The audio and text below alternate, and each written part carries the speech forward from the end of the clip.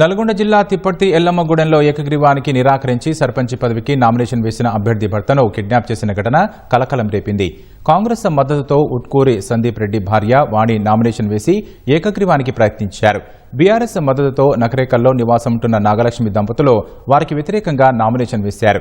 శనివారం ఉదయం కార్యకర్తలతో కలిసి ఎల్లమ్మగూడెంకు వెళ్లేందుకు నాగలక్ష్మి భర్త యాదగిరి అద్దెకారు మాట్లాడేందుకు బయటకు వెళ్లారు. 10 నిమిషాల తర్వాత ఫోన్ స్విచ్ ఆఫ్ రావడంతో నాగమణి పోలీసులను సంప్రదించారు. అదే రాత్రి గుర్తులేని వ్యక్తులు యాదగిరిని పోలీస్ స్టేషన్ వద్ద వదిలిపెట్టారు. మంత్రి కోమటిరెడ్డి ముఖ్య అనుచరుడైన సందీప్ రెడ్డి కిడ్నాప్ కు యత్నించినట్లు బాధితులు ఆరోపించారు. తనతో దుర్భాషలాడుతూ కొట్టారని, దాహం వేస్తుందని అడిగితే తనతో మూత్రం తాగించారని బాధితుడు యాదగిరి వాపోయాడు. చూసుకుంటే ఏం చేస్తాం మనం పాన మీదకి ఇంకోటి వెనక ఇడబెట్టిండు.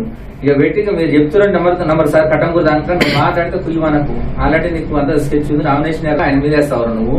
ఈ బక్కేంతరా సందీప్ రెడ్డి మీద నామినేషన్ వేస్తావు. ఈ బక్కేంతరా నువ్వేతరా? నీకు అసలు నువ్వేమనుకుంటున్నారా? నువ్వు బాల్ బచ్చావు.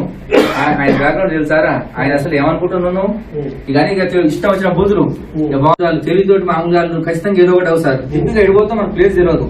ఇక మొత్తం రూట్ మారుస్తారు, కార్లు మారుతున్నాయి. 3 మార్చిరు, మార్చి మధ్యలో ఆపి సార్ మీరు నమ్మరు ఘోరంగా ముద్రం పోసి గ్లాసుల 4 ముద్రం తాపించారు.